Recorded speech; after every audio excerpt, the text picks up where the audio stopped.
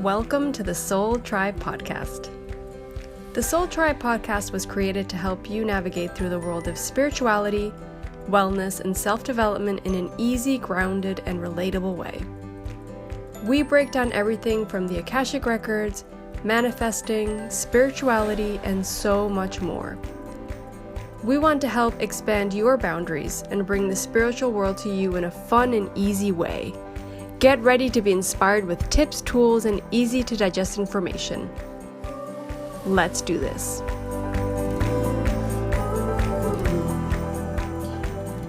Hey guys, welcome back to another episode of the Soul Tribe Podcast. And this time, we are together. Ooh, ooh, ooh, ooh. It's been, what, 3 or 4 episodes? Maybe more. I don't know. It's been quite a few episodes. Where, like, it was either you or me or me or you or you. Back and forth. Okay, well, we're back together now. It's like a reunion. Well, actually, that kind of makes me think because we actually did our first ever in-person Patreon video.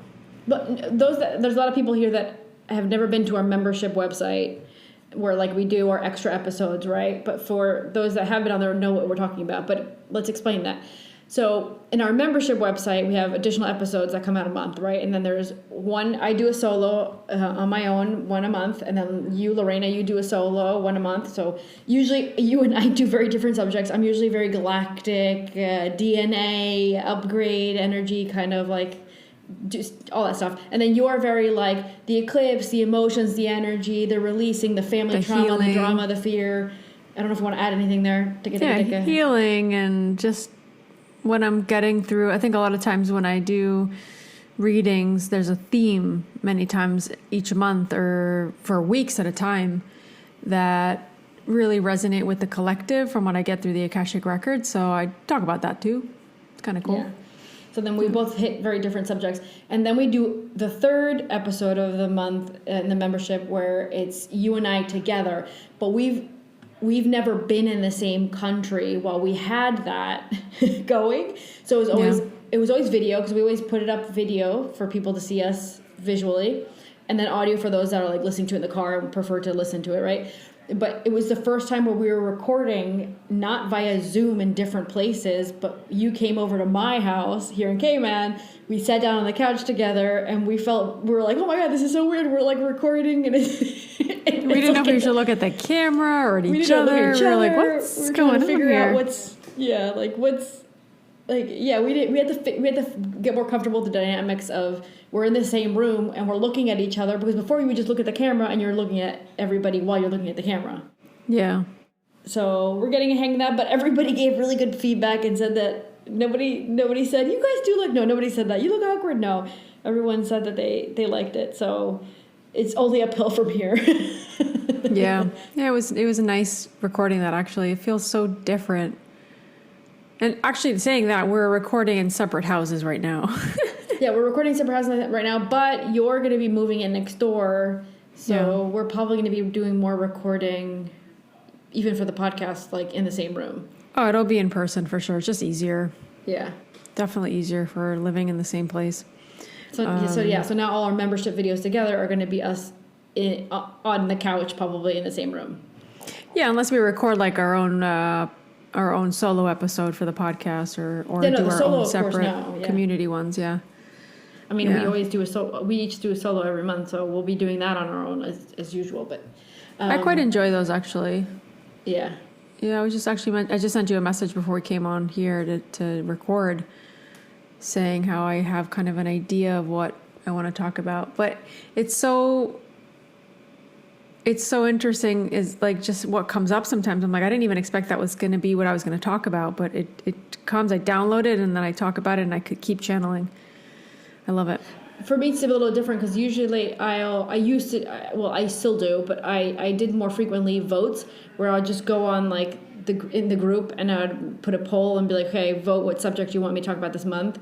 and then I would just do the subject that was most voted. But lately, subjects have been coming up between all of us where we're like just chatting back and forth, and then there'll be like this question. I'll be like, dude, I can't really answer that in one phrase, or oh, that's a whole really good like subject. And that's how the last few of my solo membership episodes have been. It's just subjects that came up when we're all talking to each other, like as individuals in the community. I'm like, ooh, that's something I need to talk about. Okay, that. So, but yeah, if not, I just do like I vote subjects, and then whatever wins is going to be the episode. I love that we get the feedback. Yeah. It helps. Yeah. So we were in May. What did I talk about? Oh, I know what I talked about in May. Okay, I had to think about it. My episode in May was a subject we were talking about in the community about, like, the question was, do like starseeds come here like to help with the evolution, right? The evolution, the whole process. And the question is like, do starseeds also accumulate karma? And the short answer is yes. But there's a really long why it's yes. What happened to make that happen? Was it part of the plan? Like, the whole episode goes into that. Like, I go down a bunch of different aspects of that. So that was my main episode. And oh my God, I love talking. I was so into talking about that. It was so nice. But I never would have thought about talking about that. That's why I love like talking to everybody. Mm-hmm. And then you're like, oh, that's a really good thing to talk about right there. Yeah, and we're trying to serve the community and the what do you call it? The membership community, to talk about the things that they want us to talk about, right? Yeah. So it's great that we get their feedback and we're able to kind of get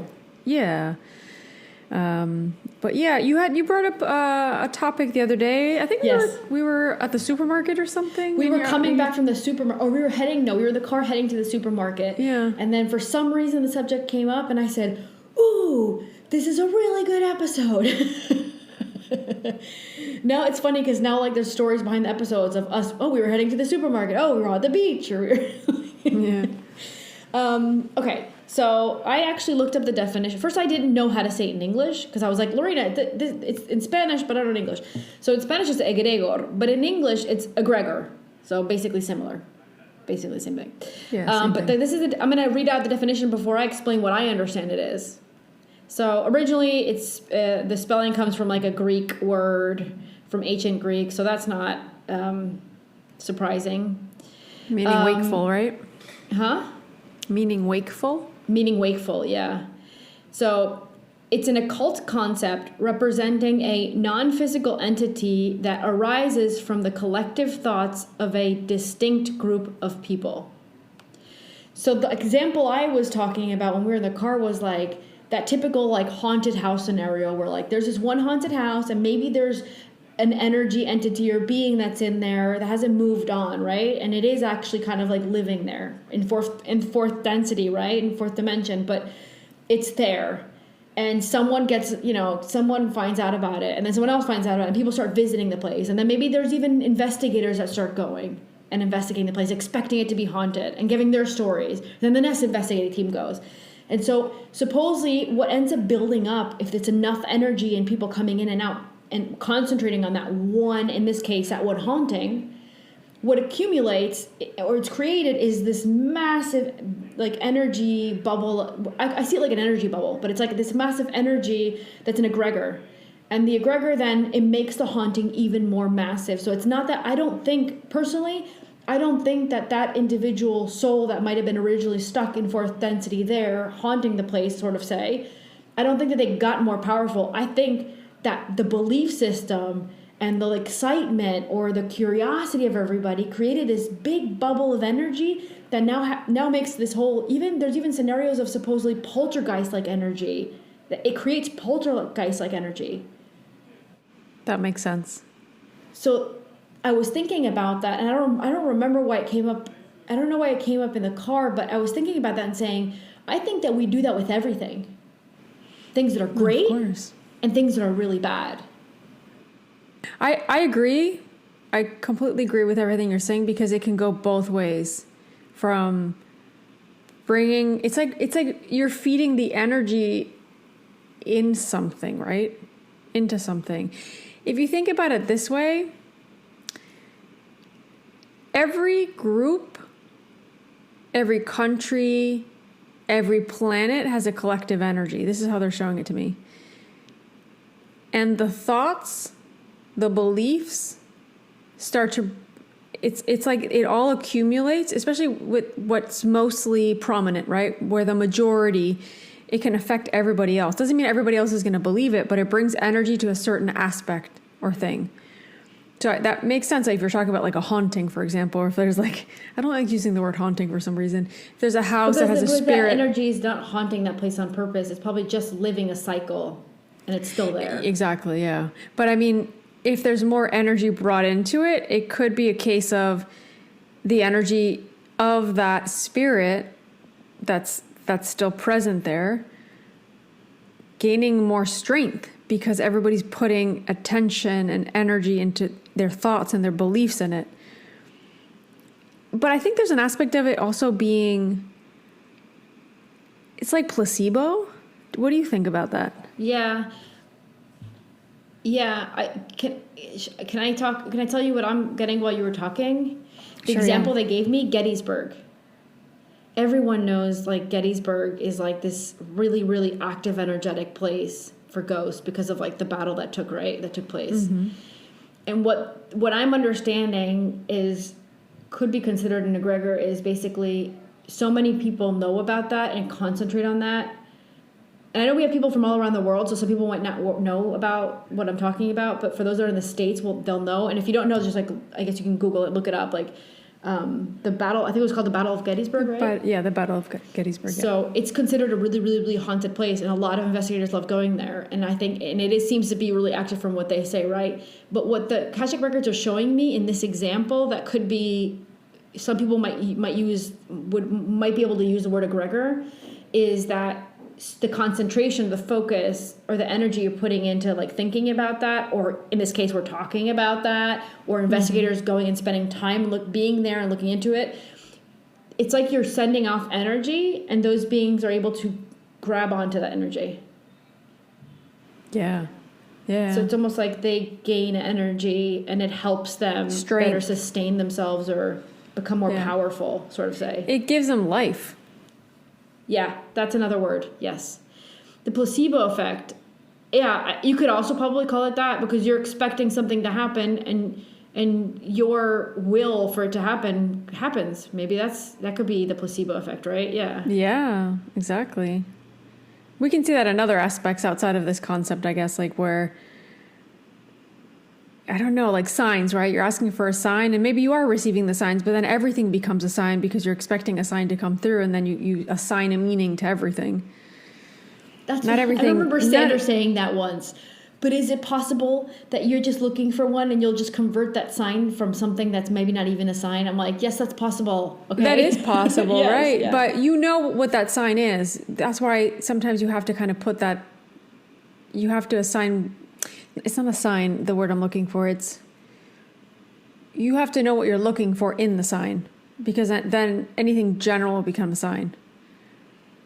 Your intuition will guide you to that sign. That reminds me of the movie with Jim Carrey. What is it called? 24? Let me look it up. I've seen that. With Jim Carrey? I think it was. Was it 24? I'm not sure. It was one with numbers.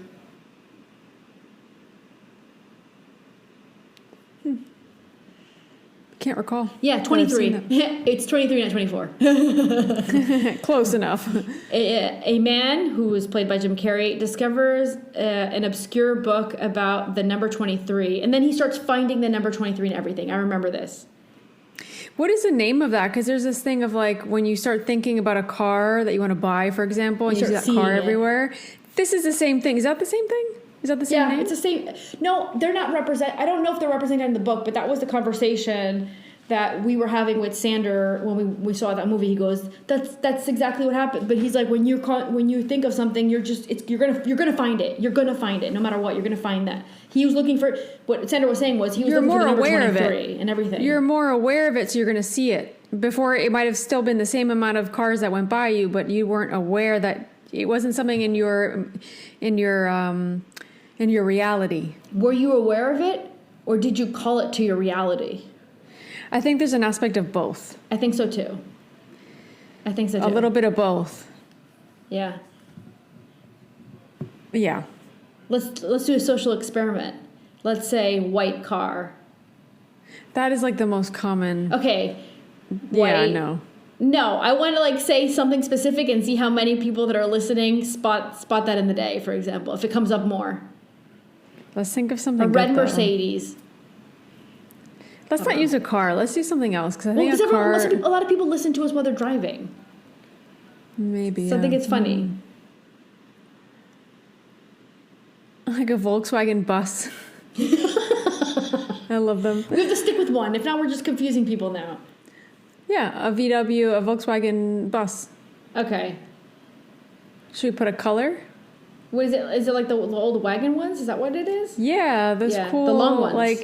The long ones. I think that. What colors do they have? I have to look this up. I don't know. Oh, I don't know. There's probably tons, and people can paint them any color, obviously. Yeah. Let's see. Just a VW okay, green. bus. The first one that comes up is green. It's turquoise green. Turquoise green. Is it like a muted color or very bright? It's like a sea turquoise. It's like the ocean. Okay, sea. Okay, like more pastel-y. Yeah. Okay, that's please, it. Anybody that sees this, take a photo and tag us. Oh my God, yes, on please. Instagram Oh my God, or yes, Facebook. please. Instagram, preferably, is what's easier for us to see. Instagram's easier to spot. Oh my God, yes. Like, take a picture of it if it showed up in your reality on the day you listen to this episode, because that's the social experiment. That's freaking amazing if it happens. I love it. Oh my Yes. gosh. But I think what you're saying is an aspect of bus both. green. It's like a sea foam green. Yes. Something like that. Wait, I do agree with what you're saying, though, because I feel like there's a little bit of both those energies when we talk about this. Of you being aware of what you... It's like because you're... It's like when you manifest, right? When you manifest, you think about what you want and you'll see more of it, or you'll attract it more into your life. It'll be more of a possibility or a probability of that coming up. Yeah. But then you're going to look for it. Yeah. So it's more probable that you'll pay attention if it goes by, otherwise you're distracted. But it may bring that as a sign to you, like, look, you can bring things to your reality by thinking of them. It can also be like whatever you concentrate on is what your reality makes sure that it comes in some way. I mean, that's all that's all like what Joe Dispenza talks about, basically. Correct. Right? Yeah. I was talking about this the other day with somebody here in Cayman, because I do massages now, the wood therapy and cupping, right? And I was talking to somebody that was with me, and for some reason the subject of sickness came up, and then for some reason the subject came up about like, you know, the strength of your mind, right? And like how it could like go against your sickness and make you even sicker, or it could go in favor, right? And the example I remembered was the example that Joe Dispenza had given. So Joe Dispenza came up, right? So the example was that he had actually studied cases of people who had been wrongfully diagnosed with cancer. And he talked about a specific case about two individuals, and I guess their medical records got mixed up. And so the guy that had like severe cancer, who they didn't think was going to make it, was told he was fine.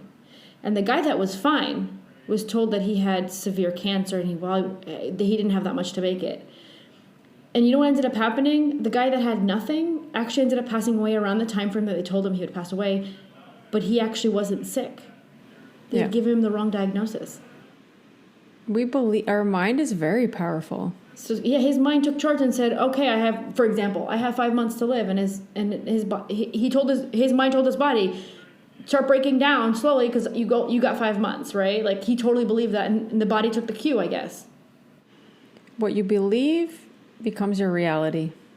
Yeah, I'm pretty sure it was Joe Dispenza. I would have to go back and rewatch everything, but I'm pretty sure it was Joe Dispenza that told that story. It's so true though. I see this in readings too, where they'll go into belief systems and things. And we talk about this also in our level 1 course, I think it was, with the DNA reprogramming and all that, about the belief systems and how we work through the belief system and then we replace it with another. But that comes up a lot in my family constellation course, how a lot of times we can create certain realities in our life too because of the belief systems that might not even be a belief that we generally like, even, it could be unconscious. Yeah. It's underneath, and we don't even realize we're living that yeah. out. It's because your mom or your dad or your grandfather, it could be generations back. Or they could have repeated it so much when you were young that you just programmed it in and you're just running without them having to say it, though. It's just the way that they acted on things. That's true. That's my point. It doesn't have to be like this literal saying, I believe that it's hard to make money. No, it was the actions around money and how they were living and how the emotional state, the field that person perceived through their upbringing that created their reality later to struggle with money. Yeah, that's true. It's very true. So is it possible that those people, they say, he was born with a silver, was it a gold spoon in his hand? Silver spoon in his hand? What is it? Gold spoon? Silver spoon, right? Silver, well, it should be gold.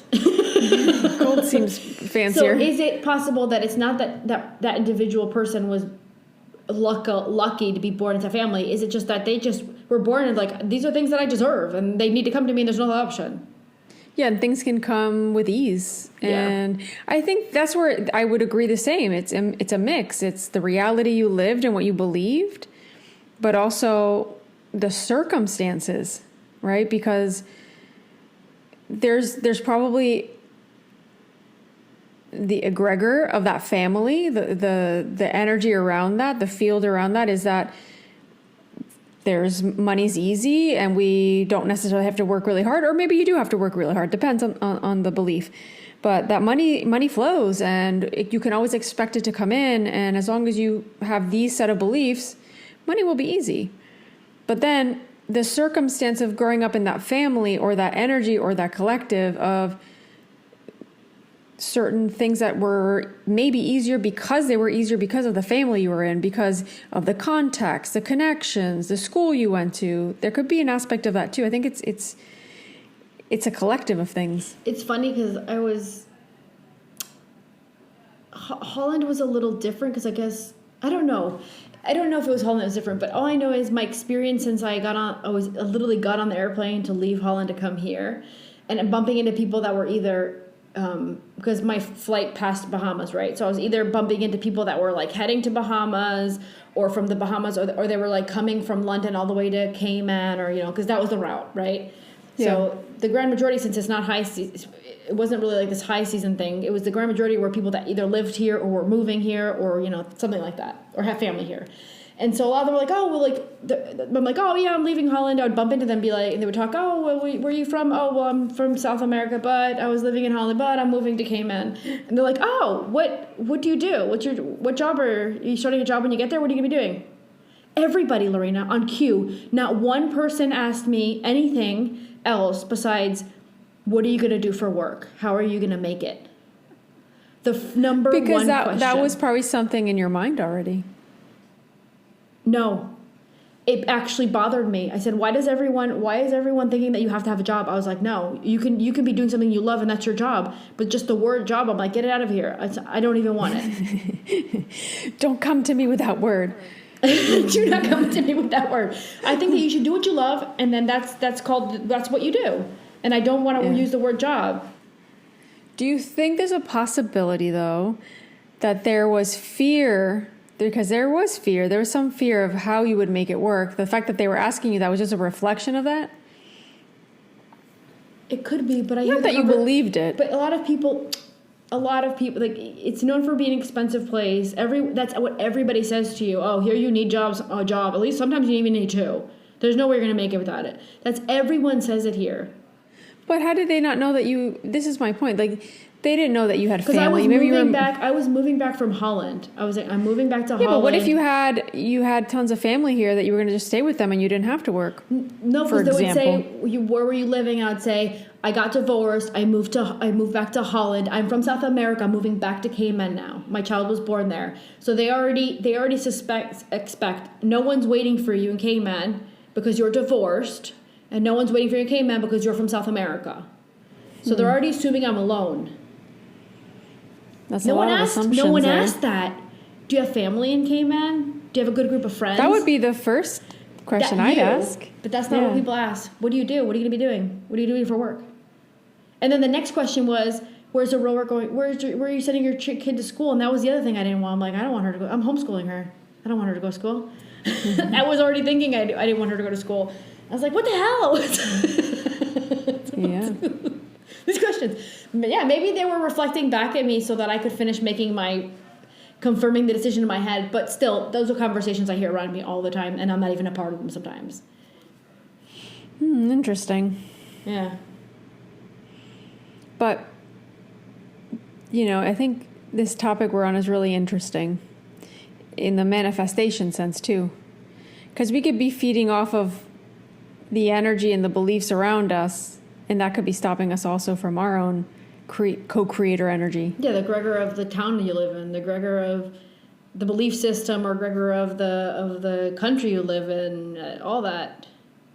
Okay, I just thought of an egregor that we might not even consider an egregor. I lost it. Oh man, I lost it. Oh, the American dream. Yeah. That's an egregor.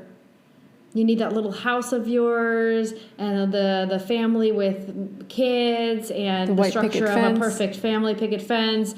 It's got to be a woman and a man. It's got to be this way. It's got to be that way.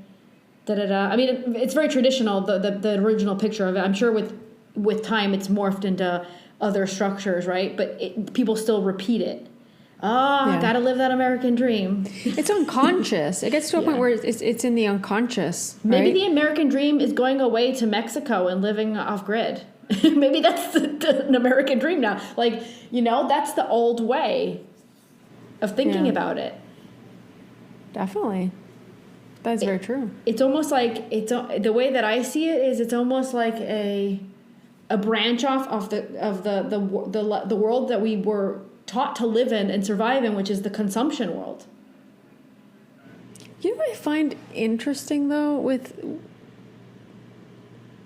we're talking about the Greek, but it actually says from French egregor, from ancient, I don't even know what that says, egregor. And in parentheses, it says, or air quotes I'll use, wakeful. Why wakeful?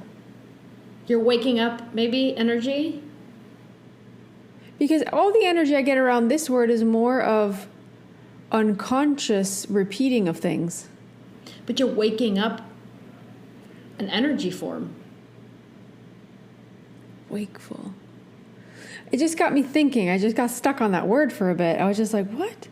Yeah, like think about the haunted house that we talked about in the beginning, where like all these people started supposedly visiting it, and it wakes something up. Exactly, like it wakes a reality up. Yeah, not that because when I think of wake or wakeful, I think of awakening, like an aha. But no, this is wakeful in the sense of creation. It creates something. Like we were talking about the American dream, or this idea of an American dream that's very old, right? Yeah. But that wakes something up in people to live a certain way, to have certain habits, to strive for certain things, to feel like they need certain things, the consumer side of things, right? Yeah.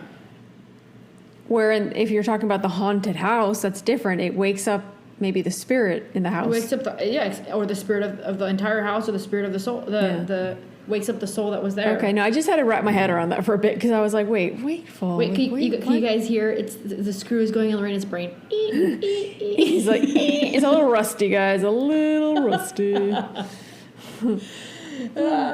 Yeah, and so there's whole worlds that are created with that. In whole worlds. Yeah. That goes to show you the power of our mind. We can even create realities and make realities more vibrant, more like alive, more awake, more wakeful, more wakeful. So true, though. I think something I want to say here that it's insane the power that we each have for co-creating in our life, and it's something I think, at least I know in myself and a lot of people that I do readings for, they need to be reminded of that constantly. It's consistently. It's hard. You get dumbed down by your day and your routine. The system takes you away from that. The system constantly. does its job. Yeah. It does a good job. It does a really good job. Does a good job. We need to do a better job of making that go to sleep. Yeah. Because the reality is that we all can co-create. we can create a new reality. And it all starts in ourselves. Yeah. Even though the collective and the system might be in a different energy or a different reality. I think this goes a lot into the 3D, 5D movement that we were. I invite people about. And a lot of people know that I've talked about Joe Dispenza and Bruce Lipton a lot about reprogramming your brain and creating a reality. So if you haven't heard, if you've heard me, you've been hearing us for a while, you already know what I've said. And I've already said, go like find their videos, watch it, because I think that's the way that you start getting motivated into deciding to stop running these programs that are just running without you knowing, right? Yeah. But if not, if you're new to the podcast, then like look up Joe Dispenza. There's a bunch of really good podcasts on YouTube. If not, look up also Bruce Lipton. I love the way Bruce Lipton, because he explains things. They're both saying the same thing, but they're both explaining it in different ways. And I've said this before as well on the podcast. And what I love about Bruce Lipton is he goes from it from a place of like, because Joe Dispenza is teaching you to meditate and use the power of the brain via controlling it. And Bruce Lipton brings in a whole nother component, which is like, use your hypnotic states to reprogram yourself. So I actively been doing that for 2 months, almost 3 months now, where I put an audio on and I go to sleep with the audio and it's running for me. And the audio is basically putting in new programs that I want to run. And it's a repetitive thing, right? So I literally, at this point, if I haven't recorded it, Aurora's got to record it for her in the future at least. Oh, you put it out like out loud? Yeah, it's out loud in the room. So when we're sleeping, even you stayed over 1 or 2 nights, it was on while we were in the room there. I don't have it on so loud that you can hear it in the living room. Yeah, I couldn't hear it. It's playing in the bedroom, right? It's a volume where your brain, I can hear it, but I can sleep. At this point, it's just, I've gotten so used to the noise that when it switches on, we both already kind of like, oh, it's sleepy time. That's ideal, though, not having it at a volume that's going to interfere with your sleep, but that you can still hear it and it's unconsciously working. Yeah. So I just go on YouTube and it's funny because in the beginning when I first got to Cayman, I had done it in Holland and then I'd stopped for a while. And then now when I got to Cayman, I'm like, okay, I need to get back on it again. And so then I went to the original YouTube channel that I was using, which I'll give it to you and you can link it below so people can check it out. She does reprogramming in Spanish and in English. So if you speak Spanish, you can use your Spanish ones. If you speak English, you can use those. But I said, I need to get back on it. And both times the same thing happened to me. When I first started the first 2 nights, it's almost like I felt like bombarded. Like, oh my God, because my dreams were kind of playing out what I was hearing. And my brain couldn't take it. It was too much. But then after about 2 weeks of it, then it's just like everything calmed down. And I guess I was able to listen to it, right? But in the beginning, I knew that my brain was listening to it because my dreams were representing the things that the person was saying in the audio. Yeah. That's pretty interesting. Yeah. Our dreams are such an interesting gateway to understand ourselves more. I think people try to look at dreams as like, they try to literally interpret them, and that's just not the way that they work. And dreams can be so different, where we can talk about our subconscious, we can talk about our emotional states that we're in, we can talk about parallel lives, you can talk about astral traveling. There's dreams to me are just like, wow. I know the difference between my subconscious dreams and then my experiences my soul's having, whether it's astral travel or like the premonitions I used to have. Like I like this, like a snap of a finger. I know exactly which one I'm having when I wake up. Yeah. I know. Yeah. But I didn't finish my thought. I have the same. Yeah, I have the same. Yeah. When I was talking about Bruce Lipton, I didn't finish my thought. What he was saying was 90% of the time you're running programs, you're not even using your brain. 90% of the time. I agree with that percentage. That's a lot. Yeah, that's a lot. So he gives examples. When you're driving a car, you're actually not, your brain's not working for you in that sense. It's just running the program, and it's the habit that's doing it for you. What's it called? It's not the habit. After something becomes a habit. You're an autopilot. Yeah, it becomes like a program, I think, after a habit. Yeah. So he's saying like when you're sleeping, you're in hypnotic state as well, to use those moments to your advantage, to put in the programs and the recording, sort of say, like hit the record button in your brain for the conditions that you want it to contain. Yeah, and why not also, I don't know if any of you have read, oh my gosh, what was it called? Atomic Habits. Great book. And I don't remember what part of the book, or I'm kind of interpreting this in my own way and how I read it and what I thought of it. But there's a part that he's talking about how the same thing. There's a part that there's to create a habit. It's like we want to make it automatic, so we don't have to think about it. It doesn't become stressful. It's like we know that we get up and we brush our teeth, right? Or we know that we get up and we have a specific kind of breakfast, or that we have a specific kind of routine. It becomes a habit. But it's a habit that we've chosen. Yeah, but it's a habit we've chosen, not from unconscious repeating. So there's a period of us being conscious of it and repeating it over and over and over until it becomes autopilot. So nothing gets in the way of that. We're just going to do it automatically. We don't think about it. Yeah. That's and true. that saves us like brain energy. You know what? The best way to remember and realize how much that is true.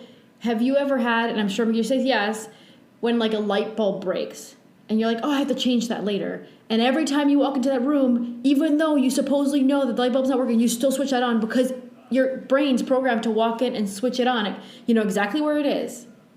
That happened to me for 3 months in my room in Uruguay. Where? Every day. Because the ceiling was so high, I couldn't get up there to change it. If you guys haven't met us, we're all very short, right? We're like 5'2", maybe 5'1", 5'3", maybe. Lorena had a coworker who once we were at the airport and Lorena was leaving for a work thing, and it was my dad was there, mom was there, I was there, you were there. And your coworker was meeting the rest of your family for the first time. She was, oh my God, you guys are like little clones of each other. We all like the same height. I think mom's a little shorter than me now because obviously as you get older, you kind of shrink, I think. We're already short. We're short, yeah. But I don't know where I was going with this. Oh, yeah, none of us were going to reach that. There was no ladder. So I was like, all right. I kept pressing the switch. I was like, oh my gosh. I know, but that was just... You know where the light switch is, you just press it. You're just like, darn it. And I think that's what happens with social media. Totally. You sit on the couch or whatever it is that is your habit, and right away you go to whatever app that you're most accustomed Hypnotic to. state. Yeah. You know what I started doing in Holland? I have to do this again. I started leaving it in another room because I realized I wasn't even watching TV. I was just grabbing my phone and watching TV.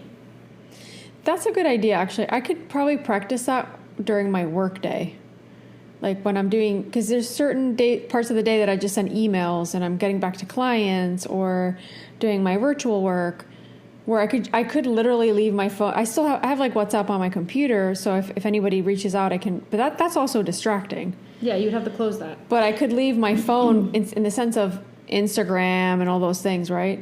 Leave it in another room. You're totally right. Yeah. I think that could be super helpful. Guys, I'm not happy about Lorena agreeing with this because I already say, if you're ever in an emergency, don't call Lorena because she will not answer you. The probability of Lorena answering you is a 3%. I've gotten better though, right? Even Aurora's used to it where I'll be like, let's see if Lorena answers. And Aurora and I already both know, no. She'll never. I'll be next door. Now you can just knock on my door. She'll call you 5 minutes later or 10 minutes later and be like, oh, sorry, I was in the bathroom. Oh, sorry, I was in the kitchen. Oh, sorry, I was making some eggs. Oh, sorry, I was walking Sandy. But it's guaranteed. Girlfriend will never answer the phone. Did you ever think you're calling me at the wrong time? Maybe. I'm calling you all sporadic times. It's not like... Oh, let me see that bottle. What bottle is that? I know, this is your bottle. I'm using it. By the way, you left a pink bottle, a really big water bottle. Mm-hmm. Aurora's loving it because it's pink. That was a gift from somebody in Uruguay. Yeah, she can use it. It's hers. You're not getting it back ever again. Oh, it's like that bottle holds a lot of water. Yeah. She drank so much more yesterday with it. Oh, that's awesome. Yeah. Thank you, Auntie. You're welcome. I love it because it's pink. She loves it because it's pink. Of course. Wait. Okay. Oh, no. So I wanted to add to everything we were saying. Did you finish your thought form there? I don't know. You can keep going. You're talking about the ladder being short, and then you kept switching on. Oh, yeah. Saying, like, I just kept pressing the switch, thinking it was going to turn on. I'm like, oh, right. And I literally would do that and go, come on, man. I would get mad at myself for not remembering. Yeah. So mad at myself. Que boluda. Me too. The other thing I wanted to say was because we were talking about, I can't remember exactly what you were saying, but you were talking about like readings and something, you were talking about something about readings, but what came to my mind when we were talking about this subject and readings is, and thought, you know, the way you think about things and habits, there's a lot of times we'll go into a reading with somebody and they'll come in with a supposed problem or subject that's, you know, a complication for them, whether it's emotionally, physically, whatever. And a lot of times I find that when we get to the end of the reading, whatever time we needed to talk about that subject, that issue, when we get to the end, whatever the Akashic record said to that person made them change the perspective. And that problem not only is no longer a problem, it's about to be something that actually brings in something great, or it's actually bringing in a solution for something else. They just weren't able to see that from the perspective that they needed to. Yeah. Like, and there's so many different ways where that can happen, but like, I find that what you get the majority of the times with the Akashic records is information that allows you to change your perspective. Totally. And that's the key component for you to be like, oh, okay. And I don't know if it makes, depending on the scenario, if it makes a person feel less bad, if it makes a person feel more in control, if it makes a person have more hope. I think there's a lot of responses to that depending on the person and the issue. But there's like a click in their brain at some point in the reading. Yeah. And it changes a lot for that person. Just having that one click, it changes a lot for that person. Oh my gosh, yeah. But a theme I also see coming up a lot is awareness. Because we can't change something if we're not aware of it. That's true. You can't. You're oblivious to it, or you're in denial, depending, right? So awareness is a huge part of it, but we have to be open to see it. Yeah. But yeah, what you're saying I think is very, very true, because that happens in different ways, right, in readings, I think. Or they're asking about something and they go in a different direction. They're like, oh, wow. Like, that makes sense. And it all clicks. Yeah. So the struggle doesn't feel like so much of a struggle. There's a reason for it, and they can wrap their head around it, and the perspective changes. The perspective we have on things, it can make a massive impact on how things carry on playing out after that, from that moment on, right? Perspectives are tricky, though, because we may have a perspective due to what we experienced growing up, or we have a perspective because of the egregor, right? It depends. So this is where I always say to people, like, what do you believe, and what are your beliefs, and what are beliefs that you've absorbed from society, from your family? You have to decide that. And whatever you don't like, that's with the DNA reprogramming on level 1 of the Akashic records, right? There's a lot of people that have certain ingrained or unconscious beliefs that won't allow them to even connect to the Akashic records. Right? Oh yeah, a lot of time the religious aspect stops them from connecting because that's they were one told example. That, like, you need to go, I don't know, to this specific place to be able to connect, or that's where God is found, or that's where Source is found, or we're all portals. Each and every one of us are portals. Amen. Source can be found in your living room on the couch because that's where you are.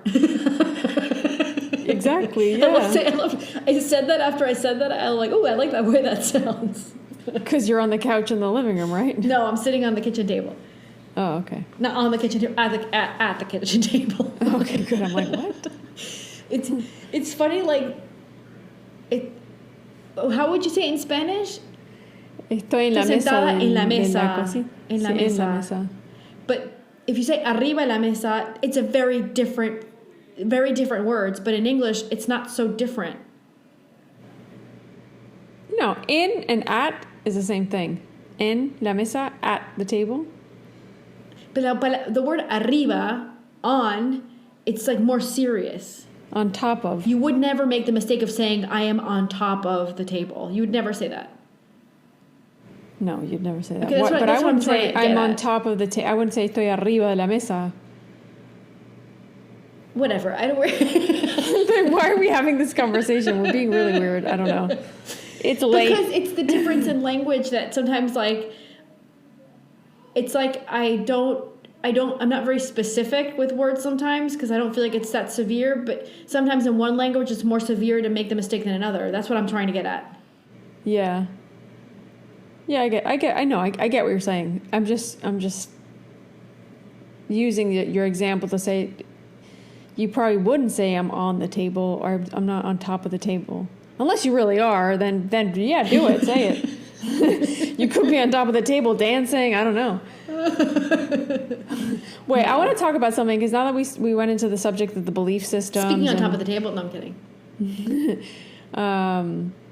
I think it's interesting to talk about because I think a lot of people come to readings and they message us and they reach out to us and they, be it that they studied the level 1 and level 2 with us or not, it doesn't matter, where they're having trouble connecting. And I would say 85% of the time, or maybe even a little bit more, it's because of their belief system around, it could be around themselves or beliefs in unconscious beliefs that they've learned throughout their life, like the religious part or things like that, right?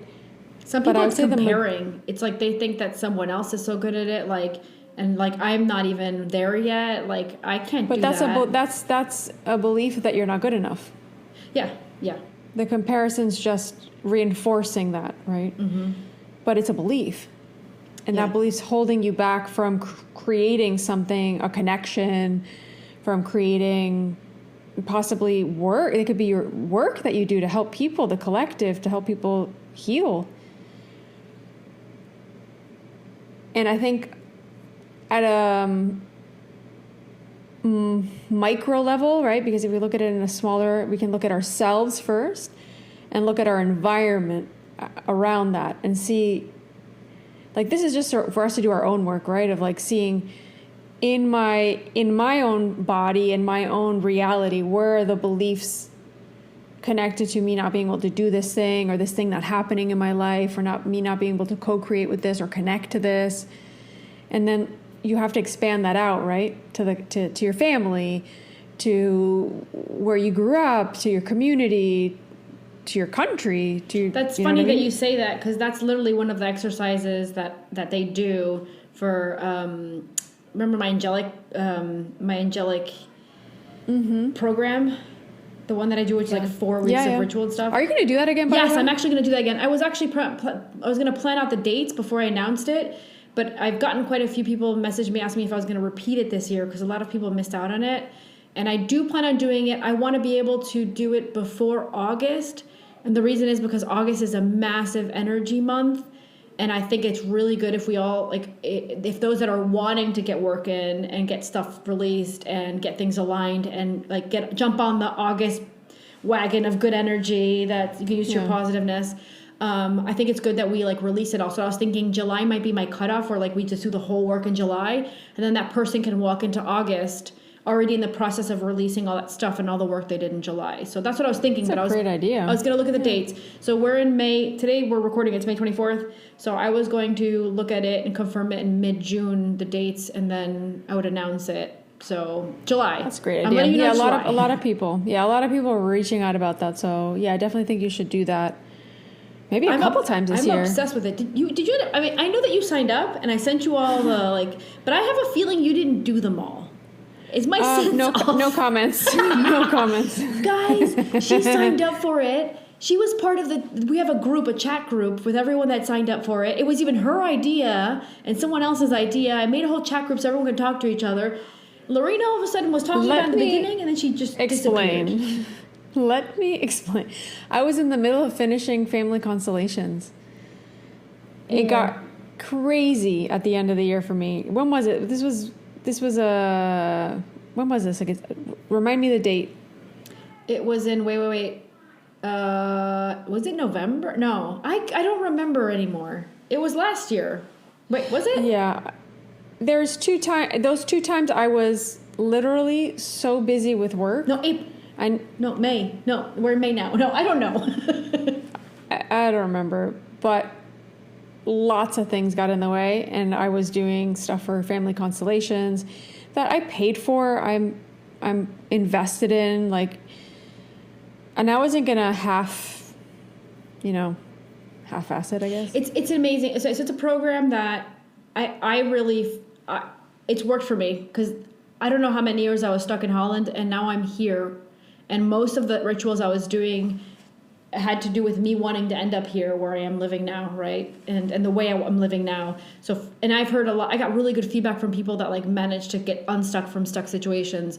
So with that said, it's really good rituals and tools if you're willing to do the work. Because what the angels and archangels were saying is, when I was downloading the program, because I didn't even think about it, it just came to me, right? They just kind of dumped it on me. And what they were saying was, then everyone's talking about how they want to be in 5D and the energy 5D, and that's great, and you have the right to do that. But that means I'm no longer going, hi, angel, take away all my junk for me. Thank you, goodbye. It's literally going, let me do the dirty work. Let me empowering. You gotta empower yourself. Empowering. That's what we were saying as well. Let me do all this stuff. Let me take action, and then I receive them. Then, because there is sessions every week where you receive energies from the angels. What that energies does, it accompanies the work that you've already done. So you're and the it's one work, doing guys. it. Because I was reading through all, I'm like, wow, when will I find the time to do this? Like, it's full on. It's a whole week where you receive the email. So it's 4 weeks of rituals, 4 different weeks of rituals. And so I send the emails out. You receive the email on a Monday. Because I don't want you to get the emails from the other weeks, because if you see everything, you're like, oh my gosh, and week 2 and week 3 and week 4. No, it's like I send it one at a time. So then you get it on a Monday, and then you have to, like, I recommend people read that on Monday, because some people will be like, oh, it's Wednesday, I'm just reading it. Well, you should have done work on Tuesday. There was actually something you should have done on Tuesday, and now you're reading it on Wednesday, and now you're behind. You're not going to make it, because Sunday's the day that you receive the energy from the angels that accompanies all the work you did, the ritual work you did in that week, right? Yeah. And so that's it. Like every Monday for a month, you receive the email, and I was realizing a lot of people were probably going to come with excuses like, oh, it was a lot of stuff to read, or so I said, for those that like to read, here's the whole Excel sheet written out point by point. For those that like to watch the video and want me to verbally show them and talk to them, here's the video of me explaining what is literally on the Excel sheet or the word sheet. That's perfect. So I did both forms.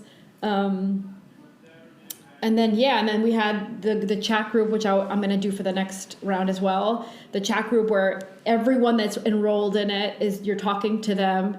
They're talking about it. It was really cool because they were all talking about their experiences. But as well, if anybody had any questions, I was also in it to answer, or maybe someone else jumped in before me to answer that. Yeah, that group. I was following in the group, but I was a bit overwhelmed with everything, I have to say. And it's the second time you've done it and the same thing happened. I was just like, oh, yeah, I can't do everything at once. Yeah.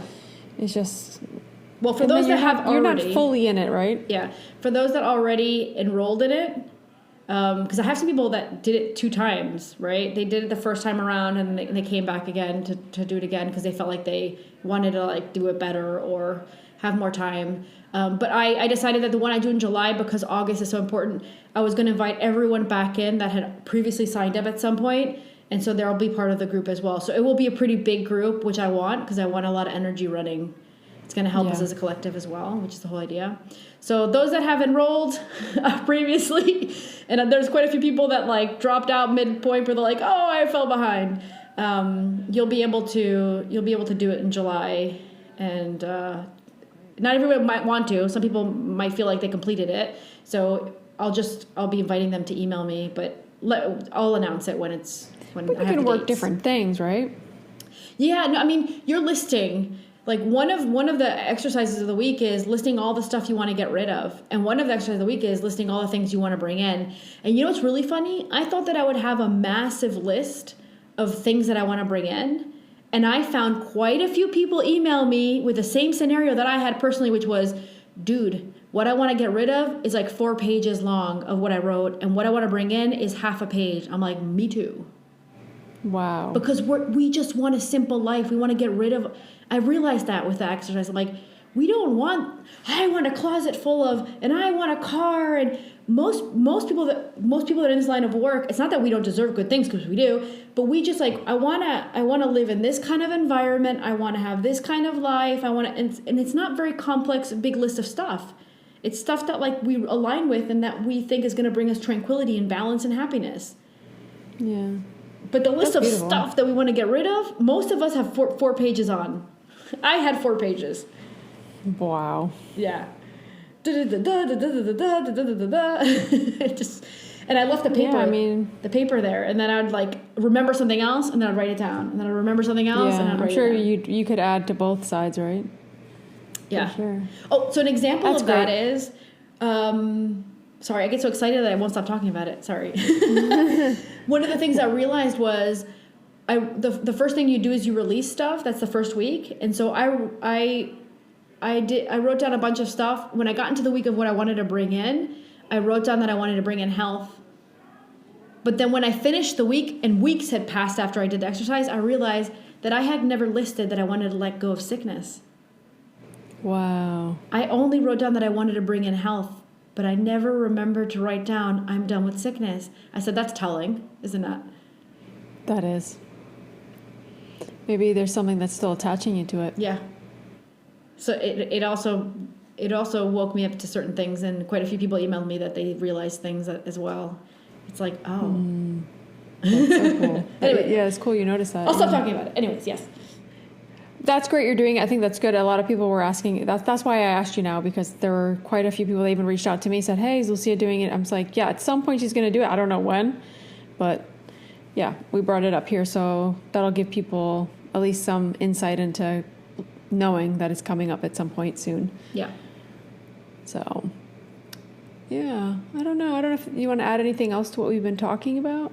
No, I think that it's actually, I like the way it ended up, where like the idea was to come in and talk about egregor because it came up in the car, and then we turned into like our mindset. I think it's perfect.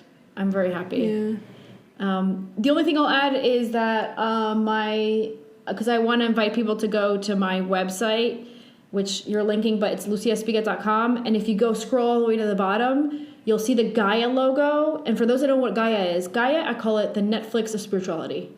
So it's like a streaming content. You have so much stuff to watch. And so Gaia permits you to share videos for free. So I created a whole page in my website where I share some of my favorite content from Gaia to help people like align with that stuff, to wake up to things. So if you go to my website, you scroll all the way to the bottom, you'll see the Gaia logo, and there's a button that will take you to that website that's in my website, and then you'll have all the links there. I wrote it all out so you know what episode and what it's about. You just click on it and watch it. And yeah, that's my way of giving more content out for people. Amazing content. Yeah. Yeah, definitely. Yeah, I'll link all that. I'll link also, you mentioned Joe Dispenza, Bruce Lipton, and you mentioned Jim Carrey movie, number 23. What else? Yeah, number 23, that's right.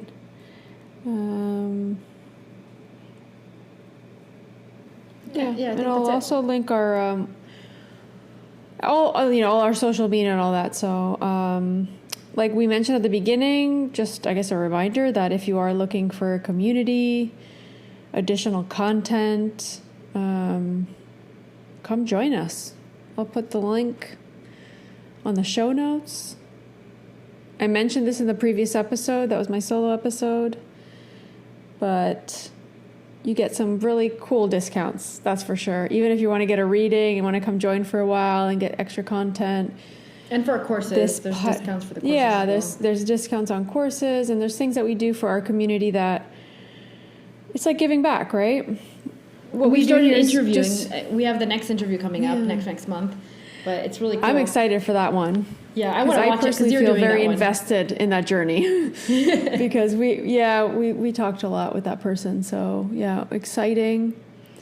And I'm excited for tomorrow. So this comes out next week, but by the time you listen to this, we would have done a Zoom call with the community about, we're calling it the Soul Tribe Social Club. And that was one of our Soul Tribe community members that brought that name up. She's so creative. I love it. When I'm like, yeah, that sounds good. So myself and 2 other members of the community are coming on to kind of lead a call about social media and starting a business and all those things that some people aren't tech savvy and some people have a hard time managing certain things. So we're probably going to make this a series of calls. Oh, that's cool. I didn't know that part. Yeah. We're going to see how it goes and how it's received. That's awesome. I don't think we're going to get through everything in a call. It's supposed to be an hour and a half.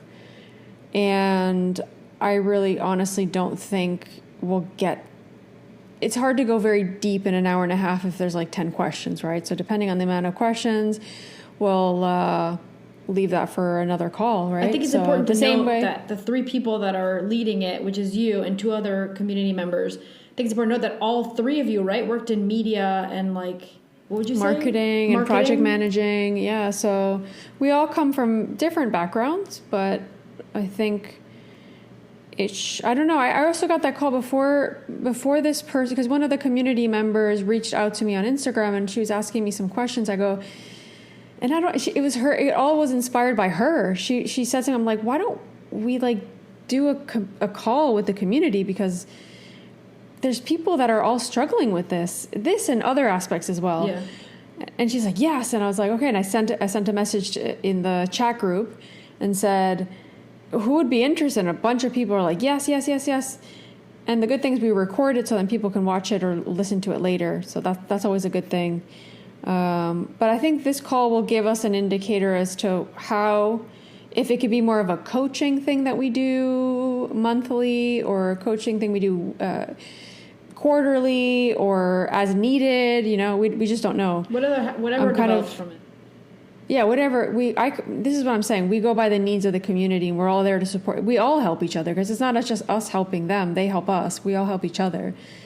So I'm excited about that and just connecting with everybody. I want to get back on the, what did we call it?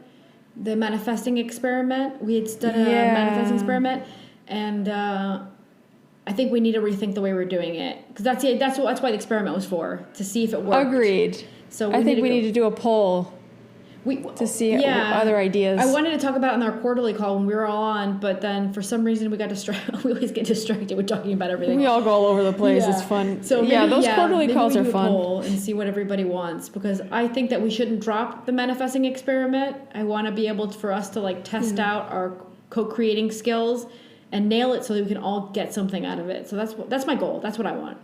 Yeah, the first one we did was just like a small experiment, but now maybe it's time to do it differently, but do it bigger. Yeah, I agree. Or maybe there's like weekly check-ins or something like that. We can all do it that on a chat, or we have to figure it out. Maybe I think maybe we have to do like a specific call where everyone that's interested in the manifest experiment, we all discuss what we want to do, because I think it's going to be hard just with the poll to understand exactly what we're going to do. So we'll see. Yeah, I think also that's why we do so many Zoom calls, because it's just easier for us to go on and like all chat about it and all give our feedback, because things get lost in translation or people can't express themselves through text. Like that's my problem sometimes.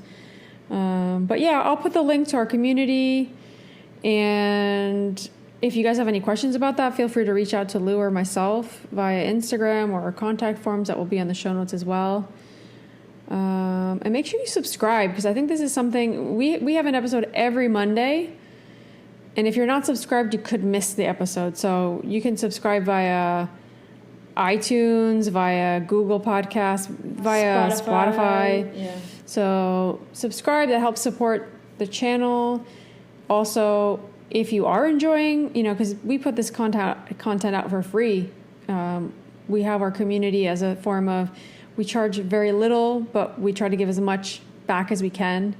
$5 is nothing. Yeah, and we're putting out hours of content a month. I used to say it was the price of coffee, but nowadays it's not even that, because coffee's so much more expensive now. Mm-hmm. Yeah. But definitely, if you are enjoying the podcast, what would really help us is going onto iTunes and rating and reviewing the podcast, so that helps other people find us. And that really does give us a lot of help, because we don't make any money with the podcast. We're just doing this because we want to chat about these topics. We want to help you guys. We want to be there. So yeah, that's it. That's awesome. I hope you guys enjoyed this episode, and we will connect with you again next week with a new one. Send you guys a big hug. Bye, guys. Bye, guys. Thank you.